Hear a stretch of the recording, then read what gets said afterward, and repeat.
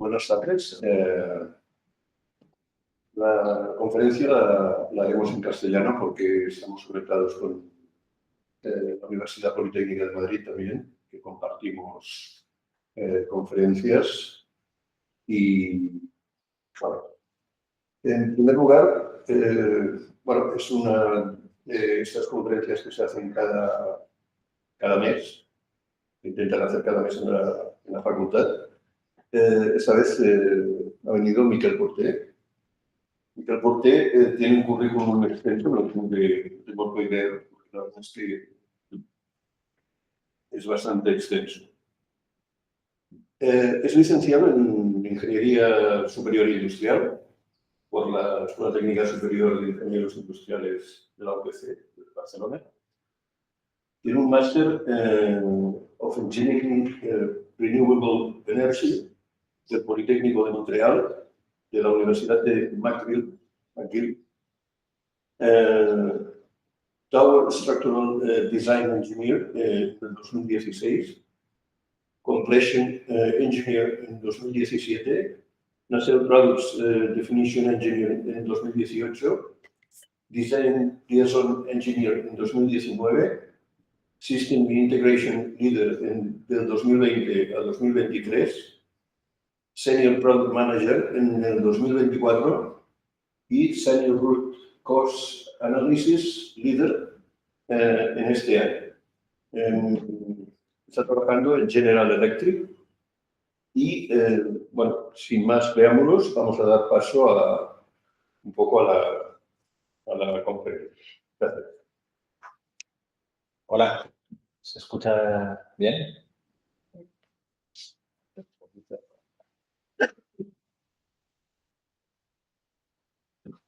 Pues directamente quería empezar hablando de la fórmula de la potencia eólica, que la parte izquierda que veis ahí arriba es realmente la reconocéis, la potencia cinética del viento, y la parte derecha es el CP, ¿no? Que es el rendimiento de la turbina.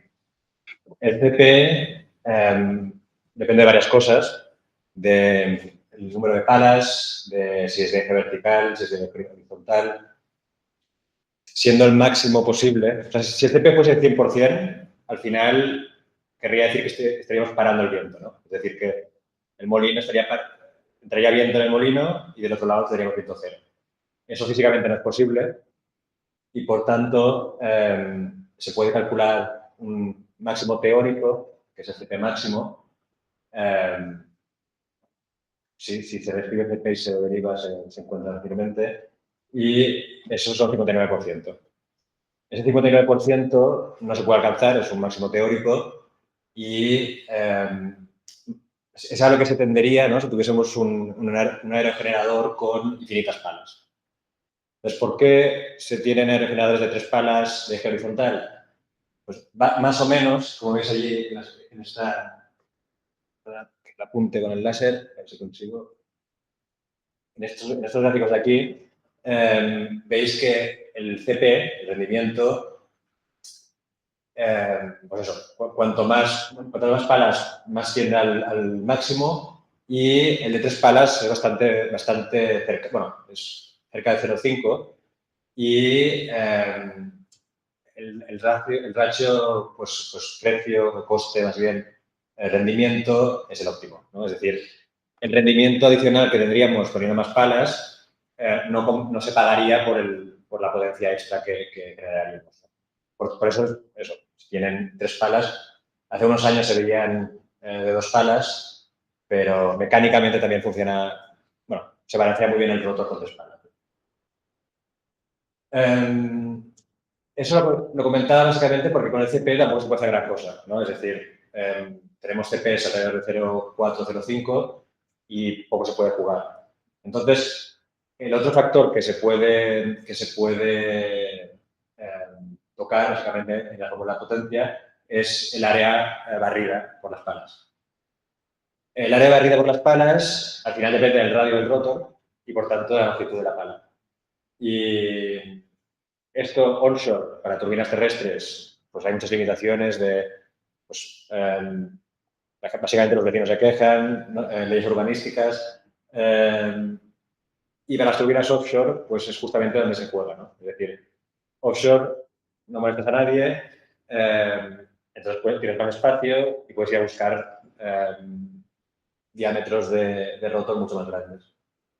Lo interesante es que, como va el radio al cuadrado, pues para cada 2 metros extras se sube 4 de potencia, ¿no? Subes cuadráticamente la potencia alargando el rotor.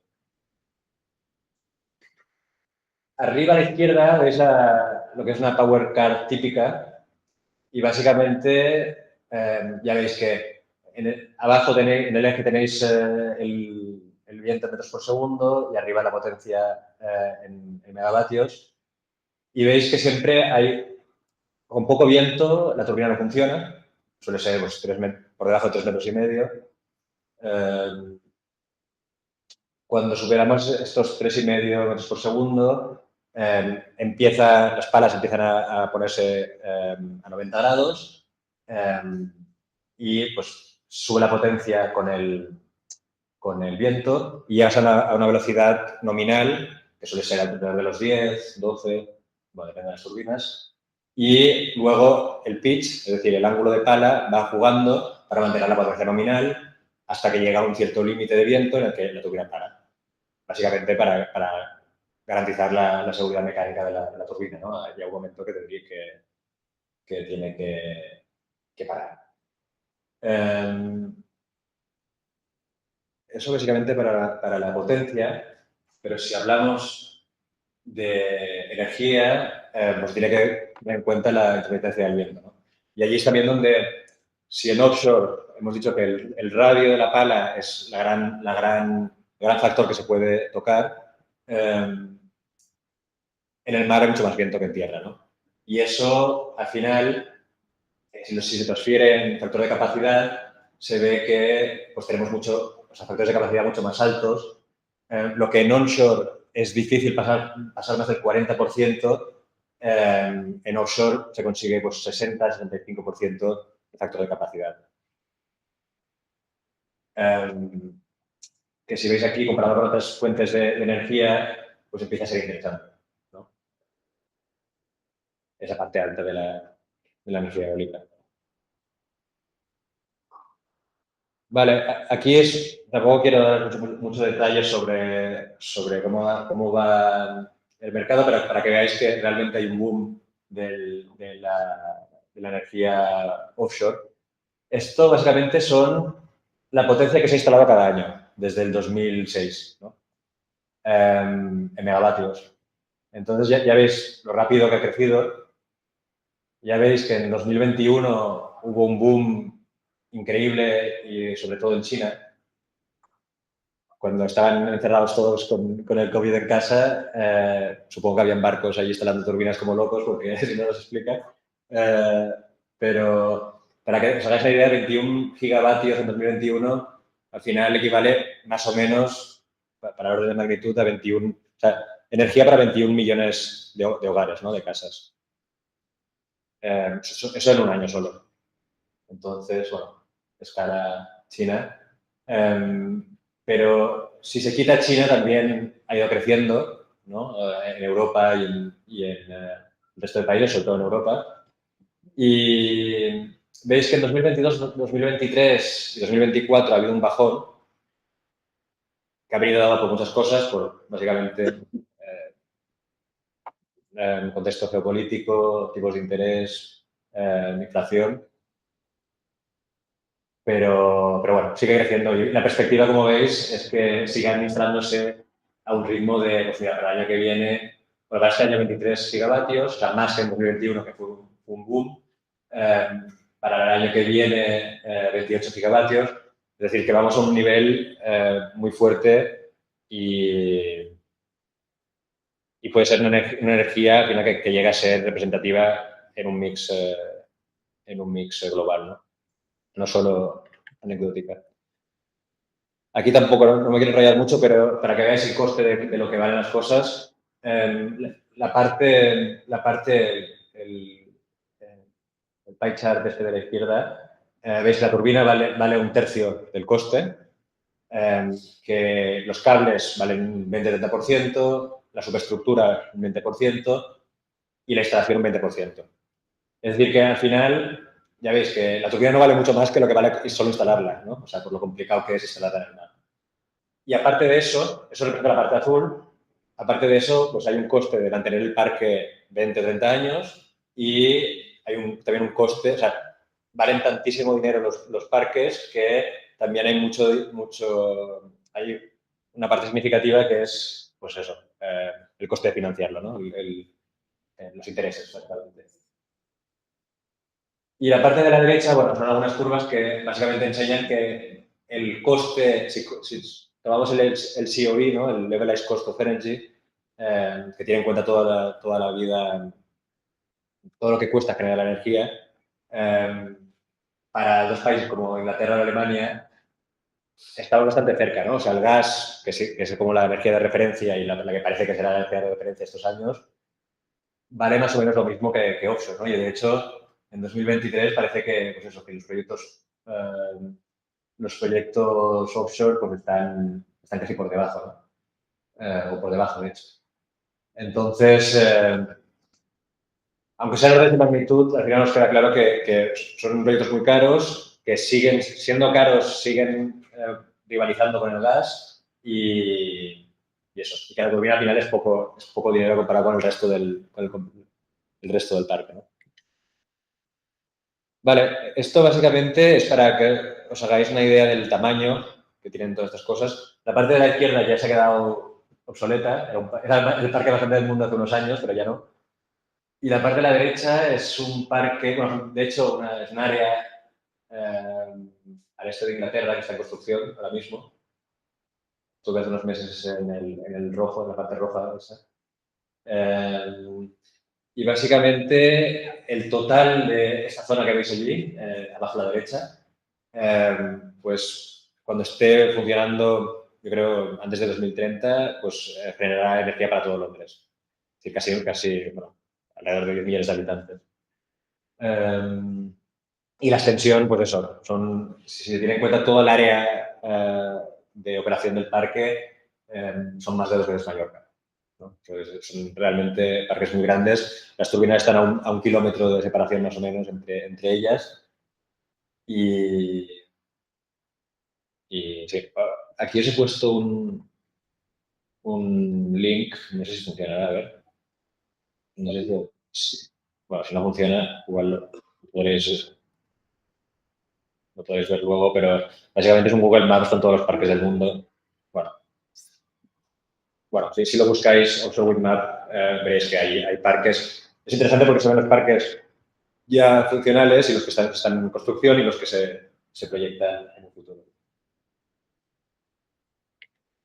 Vale, más cosas. Si me deja cambiar.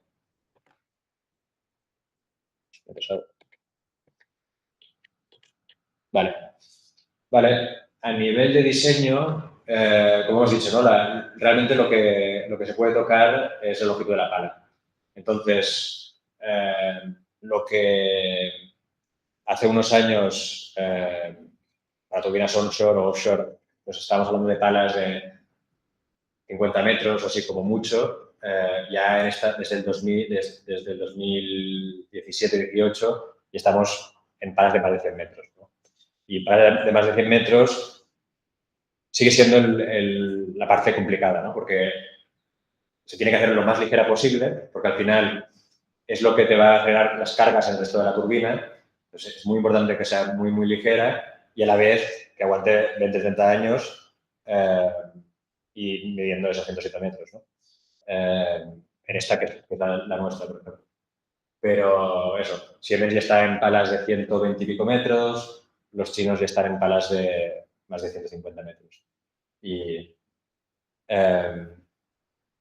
bueno, tampoco es un secreto, se nos han roto tres o cuatro bueno, estos meses, por diferentes motivos, además. Es decir, la primera se rompió porque al instalarla, por un error de instalación, básicamente, es decir, cómo la pinzaron para instalarla. Claro, sabéis imaginar que eso lo coge el barco con un utillaje y la va a instalar a 150 metros de altura. Y bueno, hay poco margen de error, ¿no? Es decir, si te equivocas pinzándola, si te la pinzas demasiado fuerte, no la rotas correctamente, además era la primera que se instalaba, muchos motivos, al final se acabó superando las cargas de diseño y acabó rompiendo un poco más tarde. Y las dos otras palas se han roto, bueno, una por lo que llamamos SID-VIV, que básicamente son vórtices que se generan con ciertos ángulos de viento y entra a la resonancia y acaba rompiendo. Y la última se rompió por defectos de laminación, ¿no? Y justamente estuve en la turbina de la última pala que se rompió y lo que comentaba antes de la conferencia, que la semana pasada ya que se caiga la pala ya era suficiente lío porque acabó llegando a las playas, era en Boston, acabó llegando a las playas de las mansiones allí privadas de la costa del norte de Nueva York. Y aparte que, pues eso, no ha hecho muy buena prensa en Estados Unidos para el mundo eólico. Pues ha caído un rayo esta semana encima de la pala rota, ya que ha sido ya. Pero bueno, lo bueno es que de todo esto se aprende y de hecho es lo que pasa cuando la tecnología evoluciona demasiado rápido. Al final, los fallos, bueno, son lecciones, ¿no? Y básicamente, os decía, se hablaba de los chinos que están creciendo mucho, pero también se le rompen palas, no somos los únicos. Y bueno, básicamente eso para deciros que la pala es uno de los componentes críticos y de los más delicados cuando se habla de grandes diámetros de rotor. Esta slide la puse en la primera conferencia que hice en 2019 y la he guardado porque refleja. Normalmente cuando se hacen predicciones, la gente se equivoca, pero, o sea, digamos que pegan por predicciones demasiado optimistas y aquí pasa al revés, ¿no? Es decir, aquí en esta diapositiva de 2019 se decía que en 2030 llegábamos a 15-20 megavatios y ya ahora en 2025 estamos, o sea, Siemens está instalando un prototipo ahora mismo, justo ahora en Dinamarca, de 21,5 y los chinos están en más de 25. Eso va a deciros que al final la predicción de 2019 estaba mal, era demasiado poco ambiciosa para que veáis lo rápido que crece, ¿no? Y aquí veis un poco. Mira, esta tabla la hice hace como 2 meses y está también obsoleta, o sea, va tan rápido. Y por eso también hay fallos grandes, ¿no? De palas rotas y bueno, fallos major events, lo que llamamos. Pero aquí ya veis, ¿no? Que la Mingyang es la de 22 megavatios, que ya está a 310 metros de rotor, ¿no? Ya por encima de lo que hablábamos. Bueno, ya veis, o sea, visualmente ya se ve en pocos años. En los 90 teníamos eso, 40 metros de rotor y ahora estamos ya rozando los 300.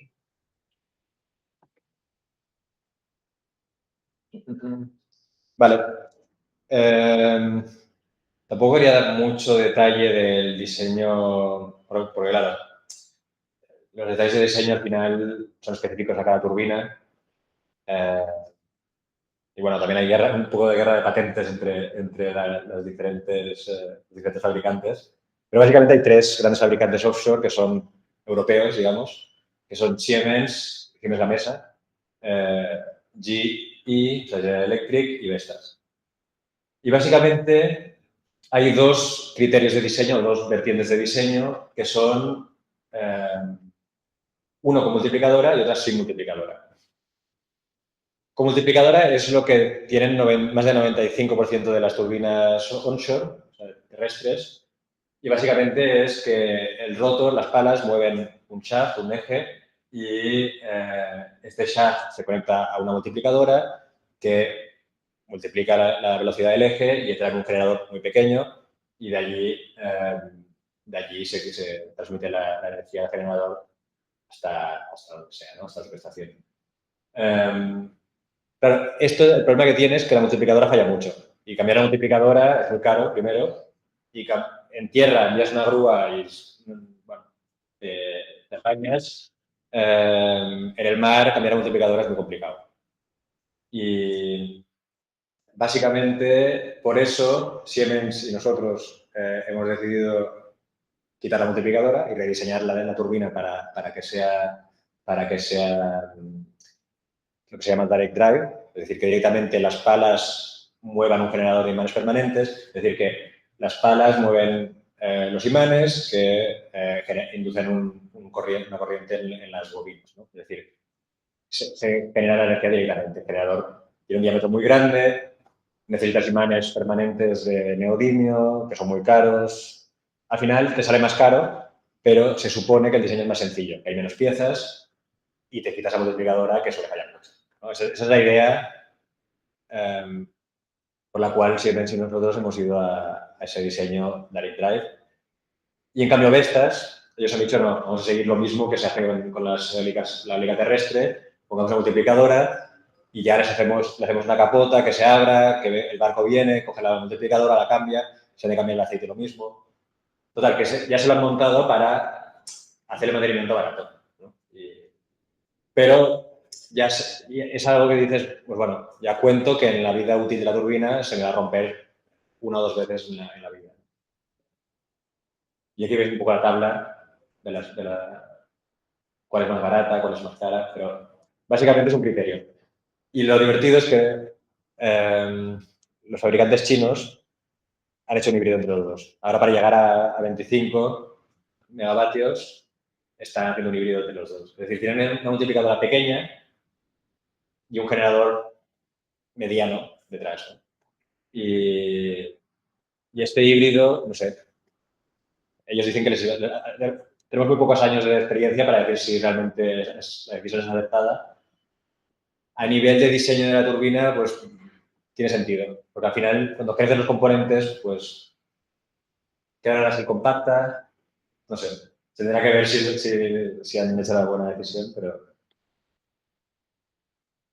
Vale, bueno, esto... Simplemente aquí quería comentar que hay un sistema de yaw que llamamos, que es para que la turbina se oriente al viento. Eso es muy importante por lo que os decía, ¿no? De que las palas pueden romper si se generan vórtices por resonancia y eso se evita asegurándote que la turbina está siempre orientada al viento. Y obviamente para producir lo mismo. Total, que el sistema de yaw, muy importante, son motores que te van orientando la turbina. Luego tienes obviamente transformador, convertidor, sistemas de refrigeración. Siempre se suele tener un helipad arriba para que el helicóptero te venga a buscar. Si las olas suben, el barco no puede venir a buscarte, entonces tienes que ir en el helicóptero. O si hay una evacuación, por ejemplo. ¿Qué más hay? Bueno, y obviamente la parte estructural, la fibra de vídeo que mueve todo. Vale, a nivel de superestructura, nosotros no la tocamos. Es decir, lo hace otra empresa. Es decir, el cliente, por ejemplo, no sé, Iberdrola o Ørsted o cualquier cliente, cuando nos compra la turbina, ellos contratan la superestructura a otra empresa, ¿no? Suele ser una empresa de civil, ¿no? De ingeniería civil. El 95% o 98% de las turbinas son monopile, ¿no? Lo que vemos a la izquierda.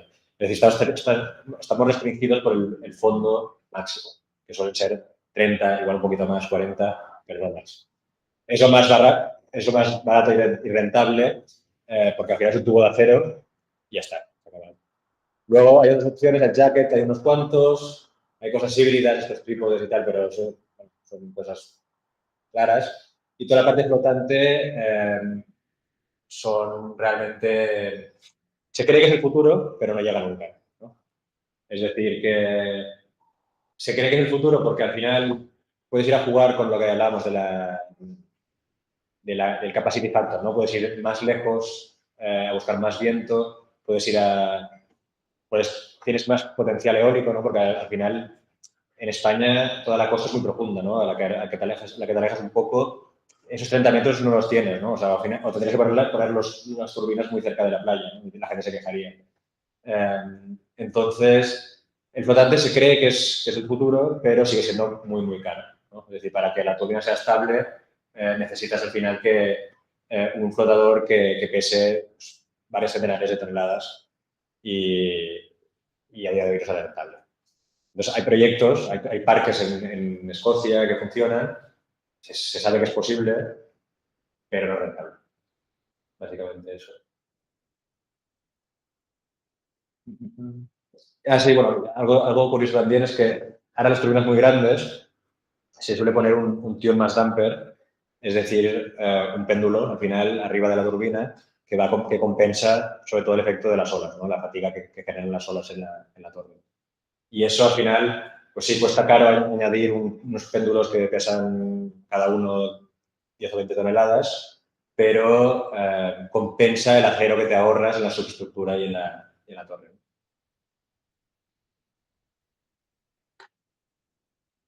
Básicamente eso. Vale, ya estamos llegando al final, pero quería hacerlo corto para que hicierais preguntas. Pero básicamente en la parte de instalación, como hemos dicho, ¿no? Al principio hay básicamente tres tipos de barcos, que son los WIV, WIV, SUV y CTV, ¿no? El más grande es el WIV, que es un jack-up vessel, y o sea, la primera parte básicamente es la instalación del cable y de la subestructura.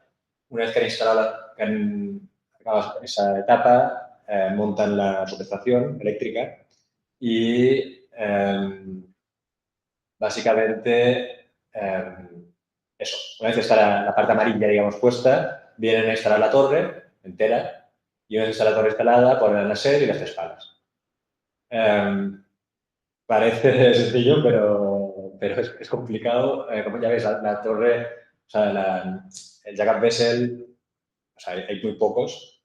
La grúa es enorme, o sea, mide más de 300 metros. Solo un día vale 350.000 euros de alquiler. Es decir, que si te lía, tienes 350.000 euros en un día, ¿no? Os dejo imaginar lo que hemos perdido con las palas que se ha roto, ¿no? Entonces, eso. Al final, todo va contado a milímetros, o sea, al minuto. Y depende del parque, depende del modelo de turbina, depende de muchas cosas, pero más o menos, si todo va bien y el viento acompaña, se tardan 2 días en instalar una turbina. Os hablo de solo la turbina, digamos la superestructura y tal, ya se suma instalada, pero es alrededor de 2 días. Y luego, claro, si sube el viento más fuerte, más de 12, 15 metros por segundo, se tiene que parar la instalación. Bueno, se puede complicar muy fácil, ¿no? Y este verano, por ejemplo, mientras estaba, se estropeó uno de los ganchos al barco. Y claro, esto es totalmente independiente de nosotros, porque el barco no lo contratamos nosotros. Y pues tuvo que ir el barco y estuvo parado la instalación, pues, eso, 15 días. Es decir, que ya veis que los proyectos estos son complicados, pueden tener muchos problemas y lo que se puede durar un parque pequeño que hicimos en Francia, lo hicimos en 2 o 3 meses. Tuvimos buen tiempo, el parque estaba cerca de la fábrica, fue todo perfecto. El parque ese que os enseñaba en Inglaterra se está alargando y aún nos quedan muchas turbinas por instalar.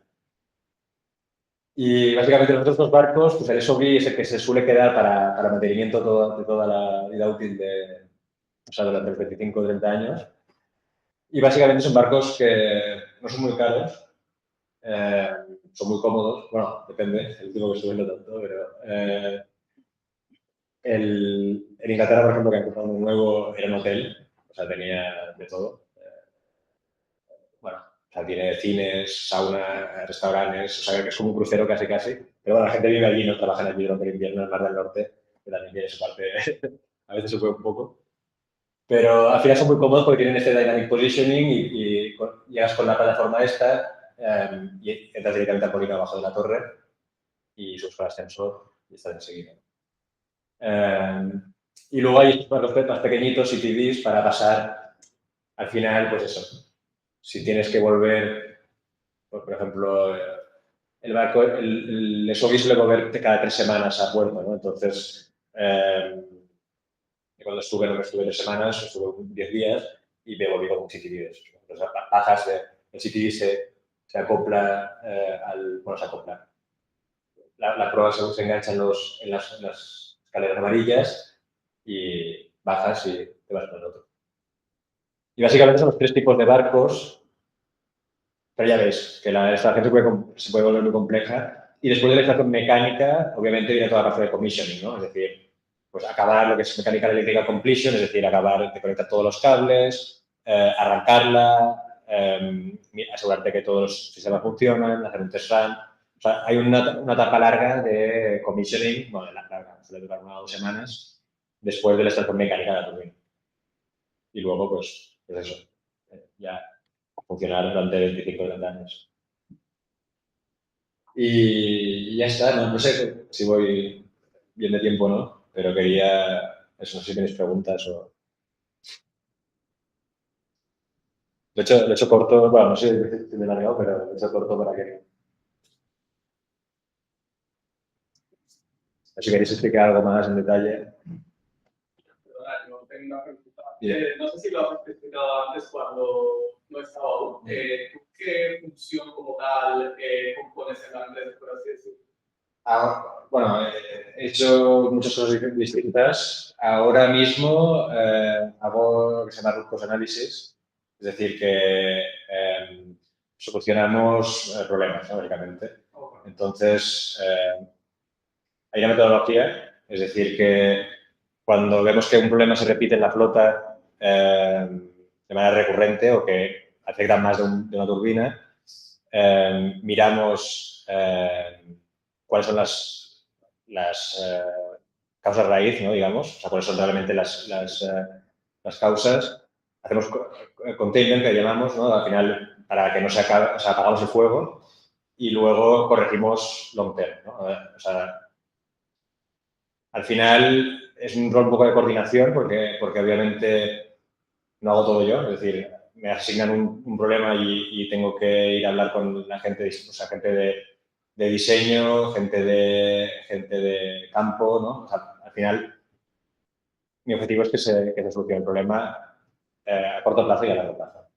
Eso es ahora mismo, pero antes he estado, pues eso, diseñando el equipo de diseño, en la fábrica también bastante tiempo, en el mar un poco y se ha ido cambiando de rol, pero no sé, ahora es interesante ver los problemas porque al final se aprende mucho. Mucha gente empieza diseñando y es muy divertido, pero eso, aprendes mucho con viendo problemas. ¿Y de los problemas más comunes que se ven? O Problemas más comunes. En tierra o sea, en eólica marina. Bueno, a ver, cosas muy obvias, ¿no? Pero hay corrosión, por ejemplo. También suelen haber cracks en estructuras si no está bien calculada y cosas, y no necesariamente en estructura grande, pero en brackets pequeños, ¿no? O sea, en soportes que al final se han diseñado rápido y al final, quieras que no, la turbina vibra mucho. Es decir, los de mantenimiento que van allí, cuando entras a la turbina la paras, no funciona. Entonces no la ves vibrar, pero al final eso vibra. Hay mucha fatiga por vibración. Y luego, pues eso, por suerte no hay, de problemas grandes no hay tanto, ¿no? Pero bueno, lo que decía, cuando rompe una pala ya se vuelve una cosa. Los de Vestas tienen problemas con las multiplicadoras. Bueno, no sé, o sea que son problemas, también hay problemas de eléctricos, ¿no? O sea, ahora hemos tenido una es lo que decía, ¿no? Para evitar que la pala de resonancia necesitas que esté orientando siempre. ¿Qué pasa? Que si hay un outage, ¿no? Si se va la luz, digamos, si la subestación del breaker, la turbina no puede orientar, o sea, tiene energía. Desde unas baterías se duran 2 días, más o menos, pero con la ganancia de esos 2 días ya orienta. Entonces, nuestra turbina tiene nos patenta un sistema que recarga las baterías. Es decir, la turbina cuando está en modo island, ¿no? O sea, como fuera de la grid, puede generar energía, menos energía que genera normalmente, para cargar las baterías y cuando realmente tenga que orientar y tenga que asegurar que esto, la batería se llena. Y así extiendes esas 48 horas. Y eso, por ejemplo, pues, al final ahora funciona, pero ha fallado mucho al principio, ¿no? Porque lo intentamos validar, tenemos un proto, que falló en el proto, cambiamos de proveedor, al final se nos lió. Pero bueno, son cosas que al final se van... Te fallan sobre todo en eso que les decía, ¿no? Que al final en la eólica marina el desarrollo es muy rápido y al final sí hace un proto, pero el proto suele ser prioridad para certificar y después para validar, ¿no? Es decir, tú certificas para que alguien te ponga un sello que diga, no, vale, esta turbina genera, bueno, para certificar la power cut que vimos al principio, ¿no? O sea, lo que tienes que enseñar al cliente para que los bancos den dinero es que la turbina genera tanto a X viento, ¿no? O sea, que dibujes la curva viento versus potencia experimental. Y básicamente eso, que al final te pasa mucho tiempo en certificar cuando es un proto y poco en validar. Entonces, en esta carrera que decía, ¿no? O sea, al final, el parámetro que se puede tocar, que es el radio, o sea, hacer el rotor más grande, más grande, más grande, al final, en principio físicamente es posible, pero claro, tienes que arrastrar a toda una supply chain, es decir, los proveedores de fundición no tienen moldes tan grandes, ¿no? Entonces también tienen que ganar su fábrica. Los de rodamiento es lo mismo. Los de transformadores también. Es la primera vez en un transformador que tiene tanta potencia y tan grande, ¿no? Al final, sí, es lo mismo, pero más grande, pero nunca lo han hecho. Y aparte de todo esta escala que ha ido muy rápida, seguir toda la integración, ¿no? Que toma tiempo en validar. Y si mientras estás certificando y validando, tienes ya el competidor que está haciendo lo mismo y te estás jugando allí varios parques, que cada parque vale 3 o 4 mil millones de euros, pues al final hay una presión y te puede llevar a hacer shortcuts, ¿no? Y saltarte etapas de validación que son críticas. Y por eso ahora la dirección que toma General Electric y Vestas es de parar la carrera, ¿no? O sea, al final lo que pensamos es que si vamos tan rápido, al final nos estrellaremos y que es mejor esperar que toda esta flota que se ha instalado funcione, tenga horas en mar, que veamos bien cómo funciona y luego, si hace falta, escalemos sobre el conocido, ¿no? Sobre lo que sabemos que funciona. En China van, eso es otra estrategia, ¿no? Van a lo enorme, también están mucho, a ver cómo les va. O sea, no dudo que no vaya bien, ¿eh? Igual es otra manera. Igual tienen dinero para arriesgar y ver qué tal les sale. Bueno, a ver, lo hacen bien, ¿eh? Lo hacen bien, o sea, copian muchas cosas de los fabricantes occidentales. Pero también, no sé, también les gusta menos porque fabrican casi todo lo que se fabrica, o sea, pese a que nuestra turbina tenga un sello americano o la de Siemens tenga un sello alemán o español y la de Vestas danés, están hechas casi todas en China. O sea, todos los componentes son chinos, casi todos. Entonces, al final, hay distinto conocimiento a nivel de componente, igual no tanto a nivel de integración, que se está aprendiendo ahora, son muy pragmáticos, es decir, que al final igual no hacen tanta due diligence o tanta revisión de cálculo. Nosotros tenemos procesos muy pesados para revisar que todo esté ok, ¿no? y que no les hemos olvidado nada. Pues hacen shortcuts, se saltan de etapas, pero al final tiran para adelante, ¿no? Tienen muchas... O sea, las turbinas de 2021 igual sí, le rompen unas cuantas, pero habrán aprendido, ¿no? Lo que decíamos, no sé, si al final encontraron los bancos para financiar todo esto y hicieron más o menos las decisiones aceptadas, después hay que... Pero es que sale un caos. Ya te digo, al menos General Electric y Siemens no quieren. Bueno, Vestas y Siemens se ha desmarcado un poco. Siemens ha dicho que no quiere entrar en la carrera, pero está haciendo este prototipo de 21 megavatios. De 300 metros. Es lo que dice que es solo para pruebas, ¿no? Que no lo quieren vender, es para probar. Pero, claro, como saben que van delante, o sea, que en Occidente, digamos, van sobrados, que nosotros no hemos parado, aprovechan para desear mejor.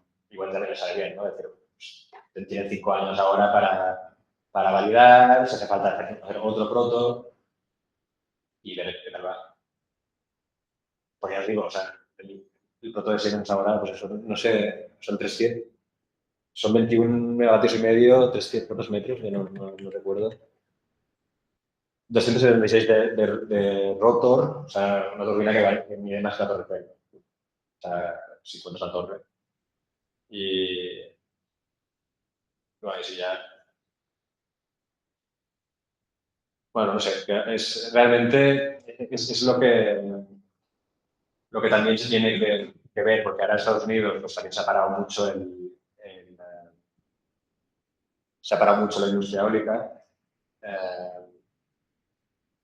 Pero bueno, o sea, al final había mucho potencial en la costa est americana, pero básicamente los dos mercados ahora actualmente son el Mar del Norte, que sigue siendo el epicentro, y Mar del Norte, el Mar Báltico un poco, Japón empieza, Corea del Sur, Taiwán, Vietnam, esto poca potencia, y China, ¿no? O sea, China ya ha superado el Mar del Norte.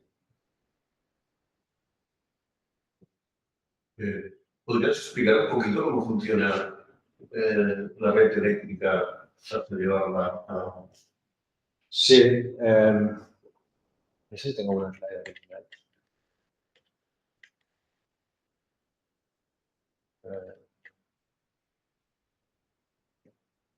Sí, bueno, básicamente las turbinas sacan corriente alterna, 66 kilovoltios más o menos, y de las turbinas se suelen ir conectadas.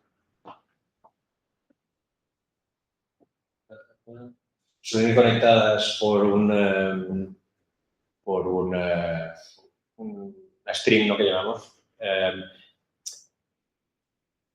Y básicamente, de hecho, hay hasta doctorantes que han hecho como programas de optimización, ¿no? De cómo conectar las turbinas entre sí. O sea, realmente hay muchas...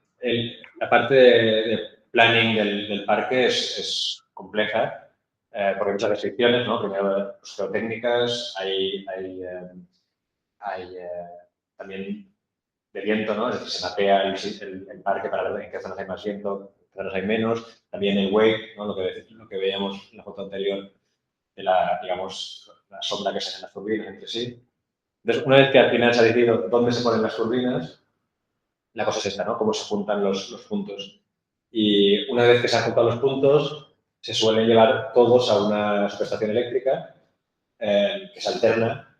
Y esta subestación eléctrica, al final, depende de lo lejos que esté de la costa, sale a cuenta enviarla en alterna hasta la costa o enviarla a otra estación, también en el medio del mar, que se llama de conversión, ¿no? Que cambia eso de alterna a continua y la continua la llevan hasta la tierra y en tierra se cambia de continua a alterna y se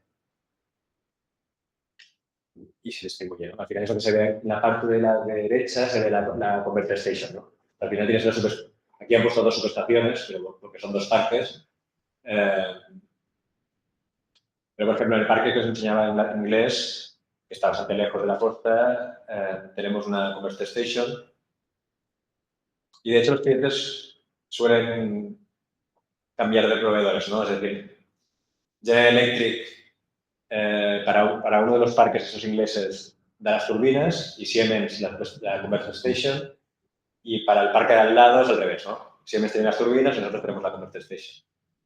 A nivel de scope, ¿no? Pero básicamente ese es el layout y al final el cable va submarino. Tampoco me entero mucho porque, ya os digo, o sea, el scope, o sea, en la parte que trabajo yo es solo la turbina en sí, ¿no? Pero al final tenemos que tenemos interfaces con eléctricas y con la superestructura también. Y al final hemos de conocer un poco lo que hay, ¿no? Pero eso, básicamente para contestar hay como dos modelos y depende de la distancia. Hay una distancia límite a partir de la cual interesa poner una converter station o no. Esto aquí abajo a la izquierda es un concepto. Unos parques que al final igual saldría a cuenta no tener islas artificiales, ¿no? Hay poco fondo, 20-30 metros.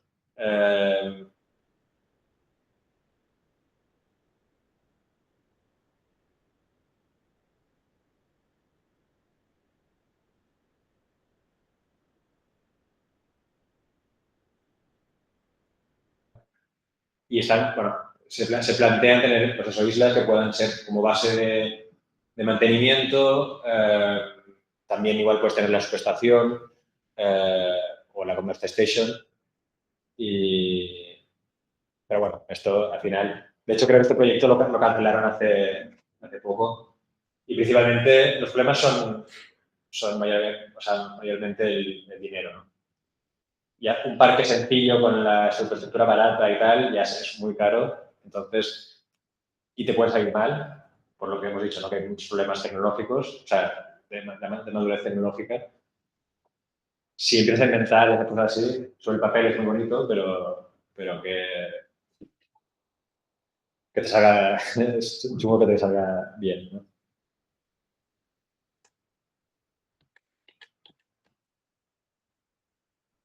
No sé si tenéis más preguntas. Sí. Con respecto a la tecnología fluctuante, he comentado que principalmente es un tema de costos. Solo, no sé si no ha crecido.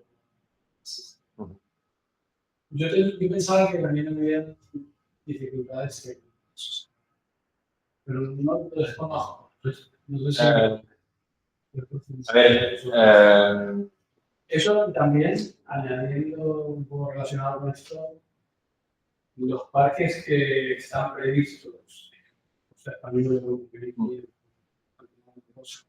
sí. hay previsión de que se acaben haciendo uno de ellos a corto plazo. Bueno, un poco va todo en la misma línea. Porque entiendo que todos siempre aquí sería flotando. Sí. Al final, por profundidad, en España tiene que ser flotante. Hay pocos sitios. Creo que el único sitio que se podría, creo que es en el Delta del Ebro, pero está protegido, ¿no? Creo, y no creo que haya zonas que quieran. Pero no, para contestar la pregunta, yo creo que es más que nada el coste, ¿no? O sea, al final hay un montón de startups que tienen conceptos de flotador, ¿no? Y al final todas giran alrededor de tener un concepto que sea barato y viable, al final. Entonces, o sea, que sea estable, pero que sea... O sea, al final, mira, hay uno... Hay de 3 flotadores, hay de un flotador, hay que tiene, por ejemplo, que le quitan la torre, ¿no? En vez de tener una torre, el flotador tiene una pirámide y al final la turbina se autoorienta, ¿no? Al final le quitas el yo ese que decíamos, se autoorienta sola. O sea, digamos que pivota, ¿no? Flota y está como, tiene unas anclas y al final la dejas que se oriente sola al viento.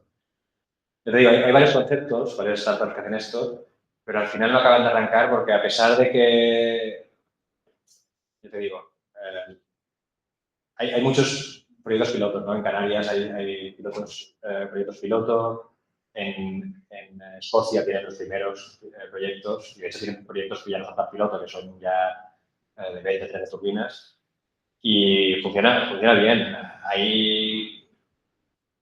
Hay dificultades técnicas, es decir, la torre tiene que ser más rígida, pero bueno, o sea, al final hay, a nivel de diseño de torre, sí, hay un poco, no sé, impacta un poco, pero o sea, no creo que la complejidad técnica sea el freno, sea realmente el coste. Y la prueba es eso, que los pilotos que hay funcionan bien. Pero un piloto, o sea, con esa subvención de la Unión Europea, o sí que quiere impulsar el desarrollo de la tecnología flotante, pero cuando ya buscan hacer un parque comercial a gran escala, es complicado. De hecho, nosotros igual, ahora empezamos a trabajar para Japón, pero, bueno, en varios para Japón, pero ya os digo que no sé los detalles económicos que hay detrás, pero no, todo lo que ha salido flotante ahora es o por subvenciones o porque hay acuerdos paralelos, ¿no? De decir, vale, hago esto a condición de otro proyecto, o sea, como un poco para ver cuándo arranca. La potencia de las turbinas con tecnología flotante, ¿cuánto suele ser? Entiendo que no es Bueno, no, o sea, los proyectos que... Sí, porque funcionan unos años. Si no recuerdo mal, el parque este grande de Escocia son, creo, 7 o 8 megavatios. Pero es que ahora parece pequeño, pero es que... No, pero digo de cada turbina. Sí. Sí. No son pequeñas. Y al final... sí, o sea, al final, ahora mismo, si hacemos flotante, seguramente lo haremos con nuestra misma turbina de bottom fix, ¿no? Es decir, no cambiaremos el diseño. O sea, la idea no es cambiar el diseño, cambiar lo mínimo. Eso seguramente, si lo hacemos en Japón, haremos más cambio por las condiciones japonesas, que hay tifones y tal. Entonces, pues, los tifones requieren, pues, reforzar la estructura bastante. Que por el flotante en sí. El flotante sí tiene impacto en la torre, pero en lo que es el pala y nacelle, muy poco. No sé, pero el coste, así de entrada, yo entiendo que toda parte de la cimentación y foundation, otros. Entonces, eso tampoco... La foundation, al final, has visto, es un cilindro de acero. El monopile es muy sencillo. O sea, al final vas con... O sea, viene el Jacob Vessel, le da golpes por encima y ya está, y lo clava, y ya está. Y, o sea, realmente es muy sencillo y muy barato. Y hasta el jacket te sale mucho más caro ya. Y ya te digo, o sea, los flotantes más típicos, que son los de 3 flotadores, ya... Aquí parece sencillo también, porque es un modelo 3D así simplificado, pero al final, si la turbina pesa, o sea, las turbinas estas ya empiezan a pesar alrededor de las 1000 toneladas, o sea que al final, si quieres un flotador que te estabilice bien, ha de pesar, o sea, tiene que estar en ese orden de magnitud también. Y un flotador de hormigón tan grande es que... Sí. Habían otros diseños también, no flotantes, de bottom fix, que se llamaba Gravity Base, que nadie se ha hecho algunos parques, que era una pera grande de hormigón, vacía, entonces al final medio flotan, y la llenan de agua, se hunde, y luego la llenan de hormigón debajo del agua. Entonces, al final, es una presión que no va anclada, simplemente va por su propio peso. pero también muy caro porque hay mucho hormigón y eso. O sea, al final, realmente, lo que más resulta barato, o sea, lo más barato es monopile, y por eso son la gran mayoría, más del 98%.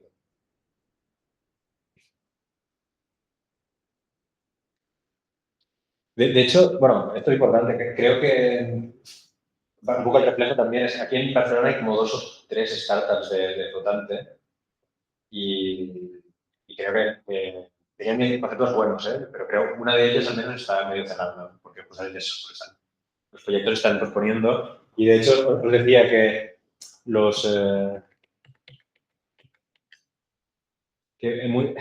cada año cuando actualizan las gráficas veo como los proyectores van creciendo, pero la única que realmente va retrasándose es la de flotante, ¿no? O sea, al final, ¿cómo? Este gráfico de abajo es de flotante, ¿no? De potencia instalada prevista de flotante. En 2023, 48 megavatios y ya ves, toda la... O sea, prevé que empiece a explotar a partir de 2029. Cuando el año pasado decían que iba a ser a partir de 2027, ¿no? Y cada año se va retrasando, ¿no? O sea, que hablaremos entre los parques. Yo creo que sí. Yo creo que, bueno, más o menos, la previsión más accurate, digamos, es a partir de 2030, si se reducen costes, si al final, pues eso, al final depende de muchas cosas, ¿no? También de cosas que no tienen que ver con la técnica. Si bajan los tipos de interés para proyectos tan grandes, o sea, ya habéis visto que al final, ¿dónde está el...? Sí, ya habéis visto la parte naranja, o sea, cambia mucho cómo giras el parque, ¿no? Es decir, que no sé, te puedes pelear por el coste y nosotros, de hecho, el año pasado estuve trabajando bastante en reducción de coste, ¿no? De cómo hacer la turbina más barata. Y es que sí, luego miras a nivel de proyecto en general, no hay, o sea, igual añades riesgo por querer hacer algo un poco más barato y no representa casi nada para todo el proyecto, ¿no? O sea, al final te sube un poco el tipo de interés o negocias más con el banco y lo que quiero decir es que al final para el flotante, pues si la situación económica cambia, igual los proyectos tienden a crecer antes, ¿no? Ahora mismo, pues por los últimos años habéis sacado. Y también eso, pues situación económica y subvenciones y tal para madurarlo. O sea, como todo al principio cuando es nuevo es caro, hasta que se madura la tecnología, ¿no? Como los coches eléctricos, ahora empiezan a ser un poco más baratos que antes, ¿no? Pero los que han salido eran mucho más caros. Pero eso, 2030, yo creo que 2030 ya es pronto, o sea que la cosa brava igual tiene un poco más tiempo.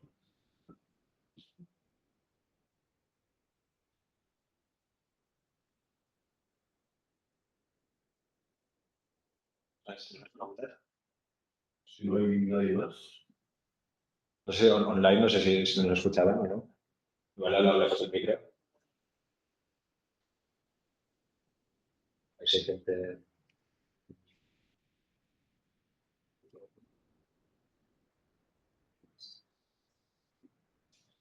No sé si escuchar, pero sí. No sé si la gente puede hablar, pero... A ver. Bueno. Muy bien el tiempo, que ya hemos pasado la hora, ¿no? No. Bueno, no sé si quieres hacer una última pregunta.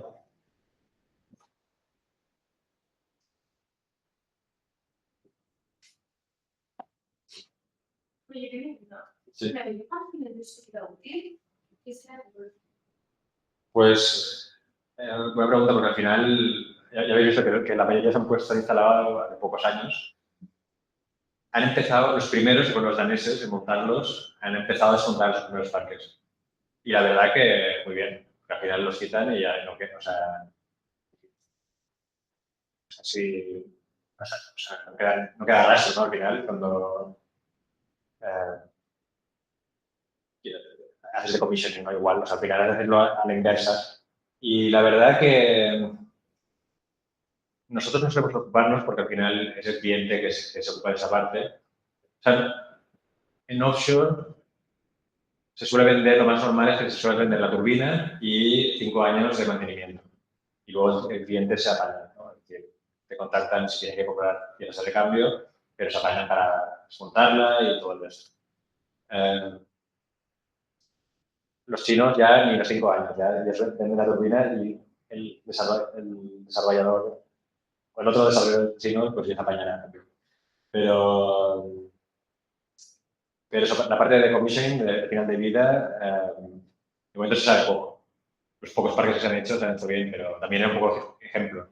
De decir, mira, has conseguido, en parques mucho más pequeños, con turbinas de no llevan ni 1 megavatio, a ver cómo quitas un parque andando. En onshore, en terrestre, lo que se hace bastante es repower, ¿no? Es decir, cada cabo de un tiempo actualizas la turbina. Le cambias el rotor o le cambias, puedes hacer un cálculo para ver si la torre aguanta, tal, y cambias los componentes para darle un poco más de potencia y que aguante X tiempo.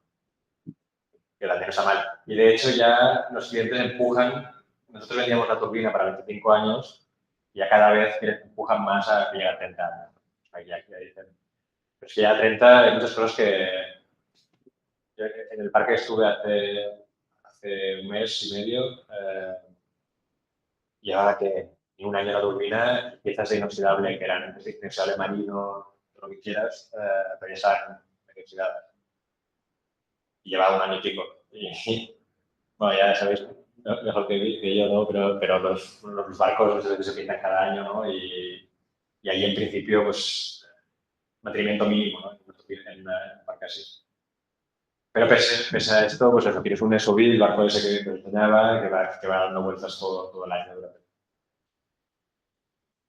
Pero en Estados Unidos, en el parque que estaba, quiere hacer todo en helicóptero ahora. Dicen que ya no, o sea, que no tienen barcos, quieren hacerlo en helicóptero.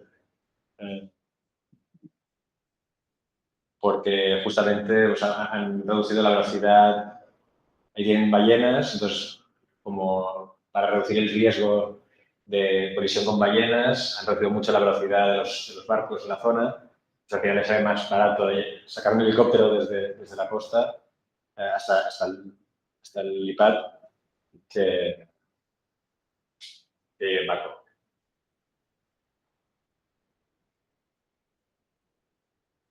Sí.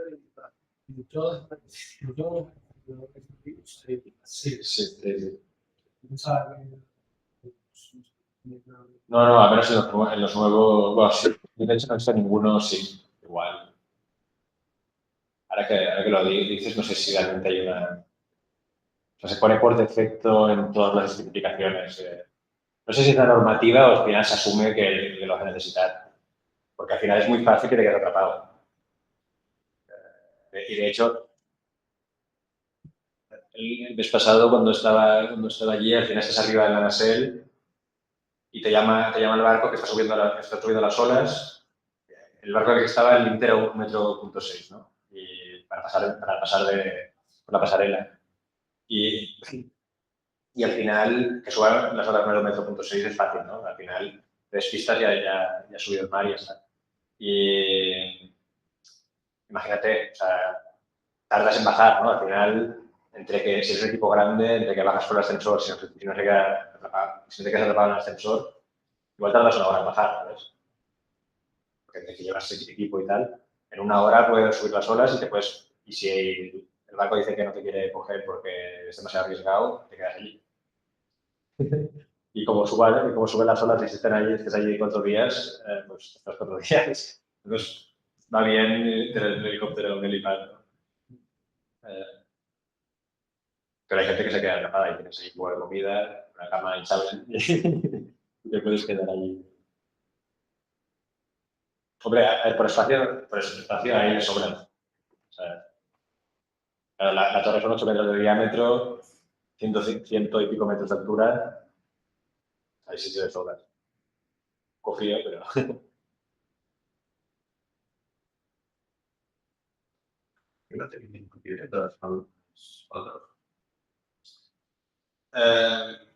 Bueno, ahora justamente como se han roto, estamos haciendo de todo, ¿no? Estamos viendo un rover, o sea, un coche dirigido que va haciendo fotos y por dentro también y por fuera y de todo.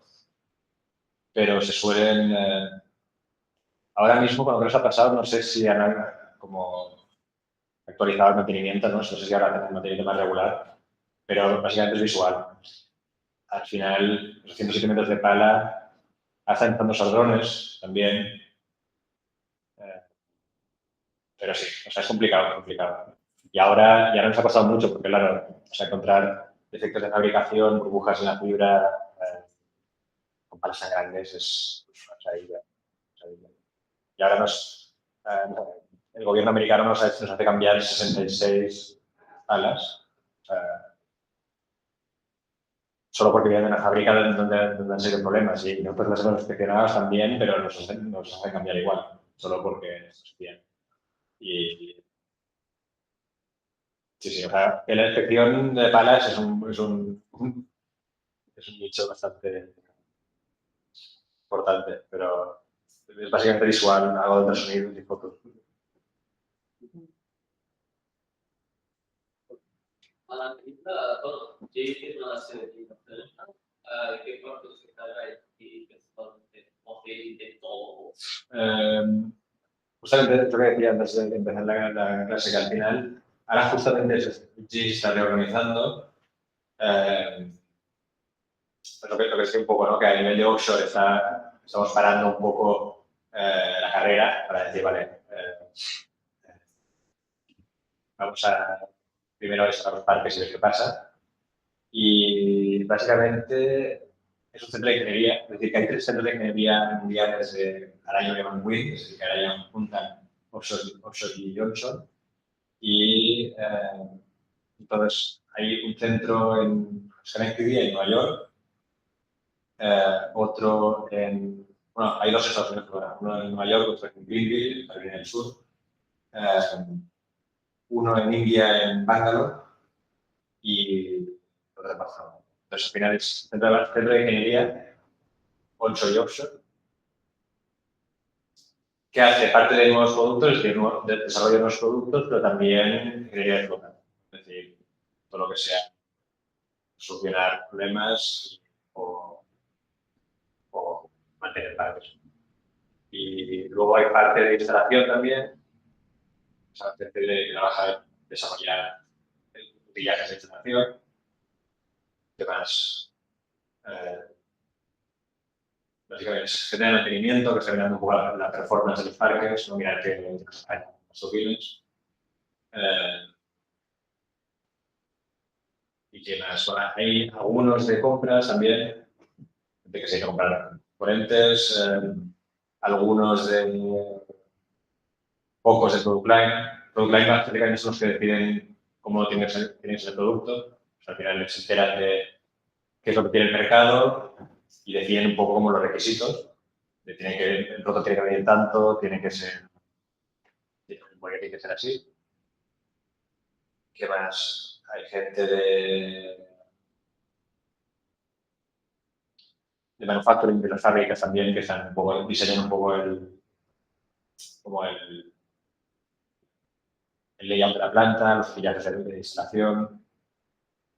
Pero básicamente lo gordo es ingeniería. Es ingeniería de los productos y básicamente se divide. Suele haber equipo, hay lo que llamamos mechanical y structure, que básicamente son grandes componentes estructurales, hub y rotor, que se ocupan de la parte rotativa, luego machine head, que es toda la parte de, pues eso, la nacelle y para las de las multiplicadoras, el generador y todo eso.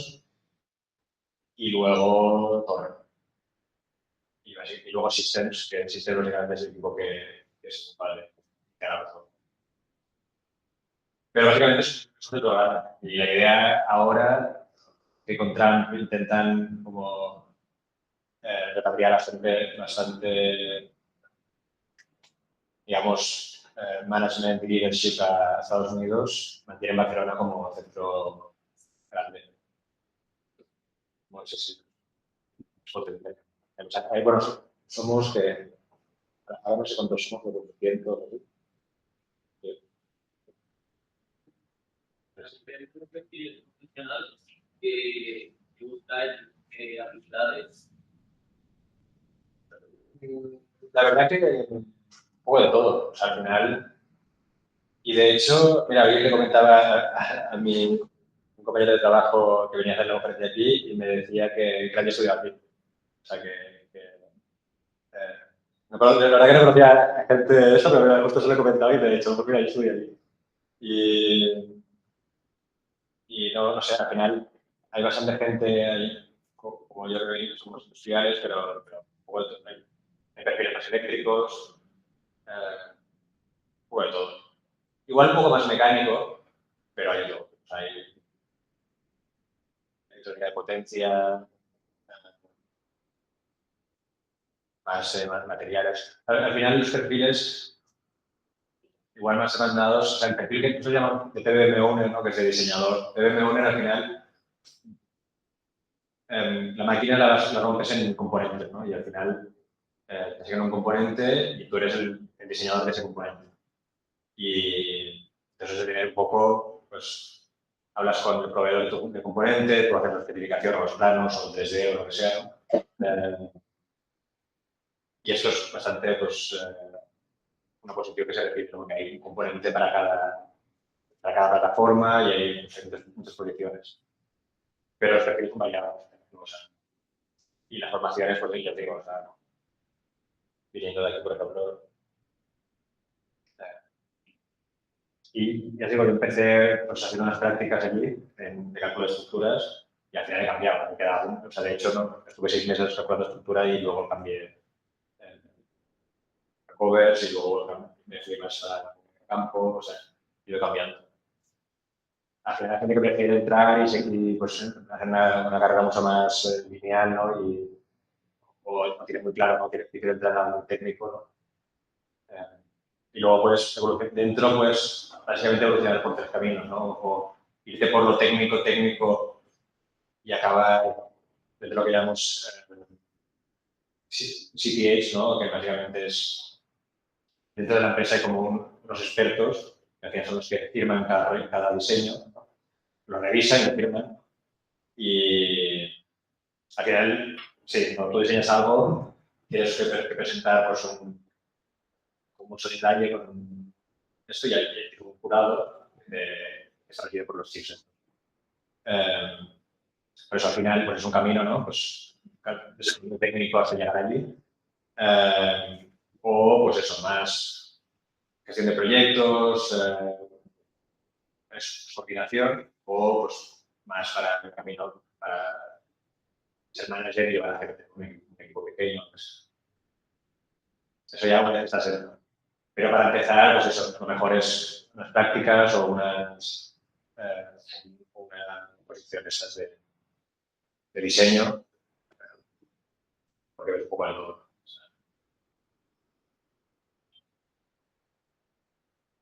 Pero lo mejor es probar al final, o sea que no. Yo he ido cambiando porque al final no sabes si te gusta o no hasta que no lo pruebas. Eso tienes muy claro saliendo.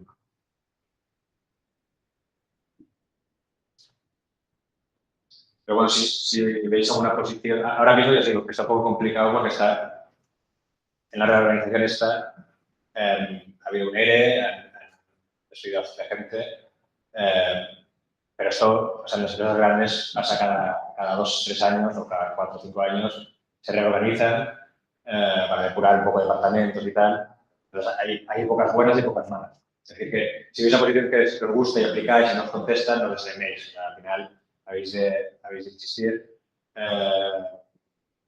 Me podéis enviar un mensaje y os puedo decir si está contratando o no está contratando. Os puedo hacer un referral también, una recomendación interna. No garantiza nada, pero al menos ayuda. Y eso, al final hay que probar. Hay gente que envía un currículum una vez y ya dice, pues no me ha contestado, no hay que insistir, es pesado. porque si no...